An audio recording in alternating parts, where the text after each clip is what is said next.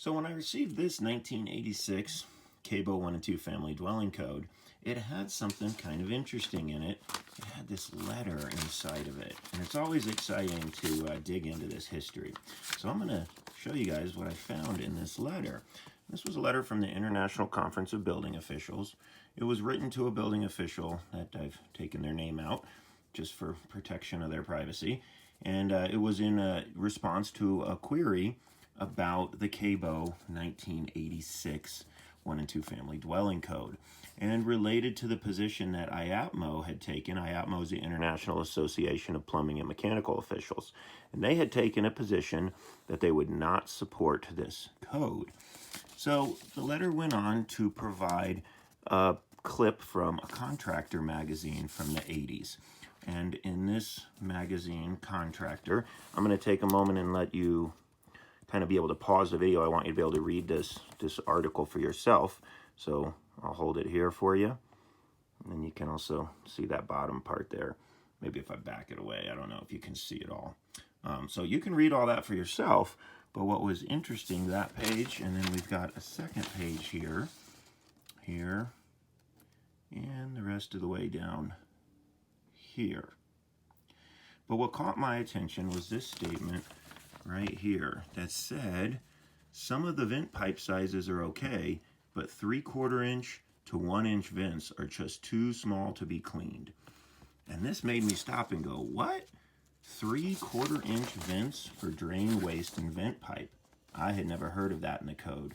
Clearly, it was something unique and something that not everybody appreciated.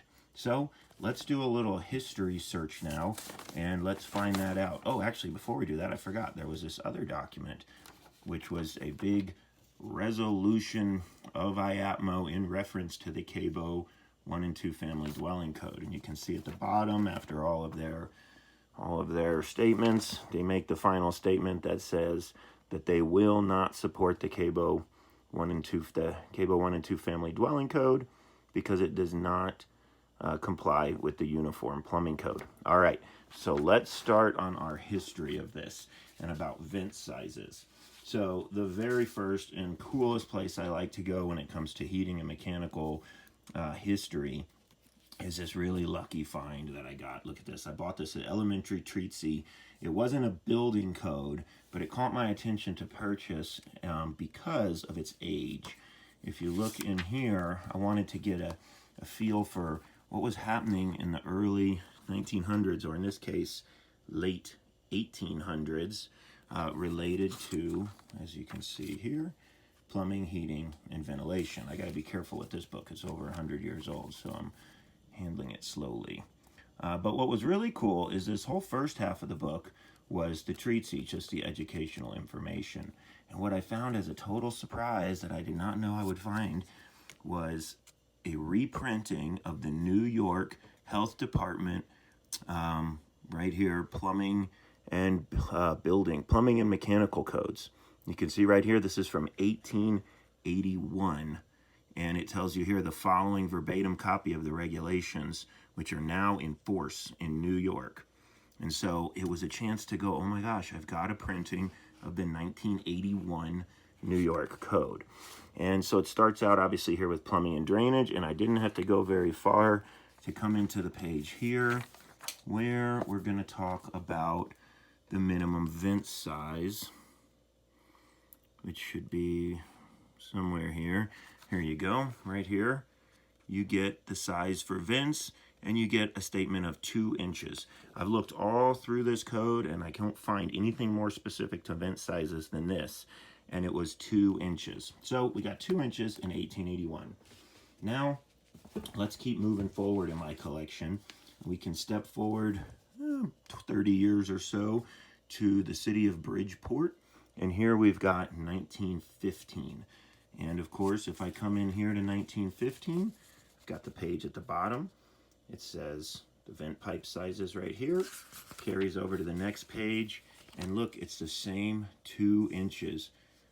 3 rooms or less, at least 1 inch, 2, where did I go? Oh, I flipped one page too many. Sorry, one page too many. Here we go. right there, 2 inches for main vents. And there was nothing smaller than 2 inches for individual vents. So that was up till 1915. Then something happened here. We got the federal government involved in doing some research on plumbing. And this was from the U.S. Department of Commerce. This was in the early 1900s. This book is actually from 1931. And the U.S. Department of Commerce was concerned with all of the variety of codes across the country, making them too individual to all the individual states and locations. And they wanted to come in and try to make codes a little more consistent, make sure they were minimum, and be able to promote, obviously, what do they want to promote? They want to promote commerce. So this is a really cool book because it's kind of a code book, if you will, but it's also a lot of a commentary and research document. And what's really cool is they were researching vents quite heavily, apparently. So I can come here and open up this page, and you can see size of vent pipes. And there's so much just wealth of information of when they were studying vent pipes here. Look at this, we can flip these old pages, and they've got graphs, and they've got all of this science, and just more than what we're going to talk about in this video, but pages of it.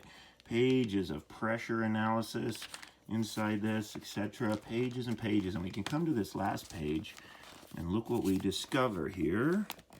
We discover the first time that I see, or in my collection see, 1.25" vent pipe. If you see right there, see diameter of vent, and right on the corner of this business card, 1.25". So now we've gotten a study, a scientific study from a federally funded committee, and they have reduced it from 2 inches down to 1.25". Okay, now I won't bore you with opening up all these books, even though you can see where I've confirmed, but here's some other random ones from that date. 1937, what's the minimum? 1.25". 1940, minimum, 1.25". 1947, 1.25". 1948, 1.25". And then, of course, from 48, I can now start into my Uniform Plumbing Code collection, which, again, obviously by their letter here, the Uniform Plumbing Code by IAPMO, again, took on that 1.25" as your minimum vent size. So now let's see what we're up to date here. We're up to the 80s and 70s, and what was the concern for IAPMO? Well, if we look here at this 1973 CABO, and I come to my spot here, we can come in here and we can see right here, where is my list? Let's see, where is it? Headers, vent, here we go. The diameter of an individual vent shall not be less than 1 1/4 inches. So there we go. Again, from that research where I originally found that 1 1/4 inches, found through science and study right here back in 1931, and our CABO code is 1983, and it shows that 1.25". But what happened? Let's take a look here real quick at the dates of this. Look at the date of the article, 1987. Okay, so let's go to the next CABO, 1986 book, and here's where we find our shocker. Look at what we've got here. You can open this guy, and look at this. Minimum size for dry vents. Look at the smallest one, 1/2 inch. 1/2 inch, 3/4 inch, 3/4 inch, 1 inch, finally back to our 1 1/4 inch. So here you go, my friends. This, to my understanding and my research, this is the only code that I have found that promoted a vent size for drain, waste, and vent, sanitary drainage, for as small as a 1/2 inch, 3/4 inch, and up from there. Now, this obviously ruffled a lot of feathers. This, as you can see, upset IAPMO. It upset as well the PHCC, which is a contractors organization, plumbing, heating, and cooling contractors. They also were writing a code book during this time. And they didn't like that 1986. So there was a big stand against supporting it, and look what happens. 1989, this is the next CABO. We come in here. We see now the usage of the lines to show that code has been modified. And what happened to that table? Minimum size for dry vents? Well, it got a whole lot smaller. And look what we're back to, our minimum 1¼ vent.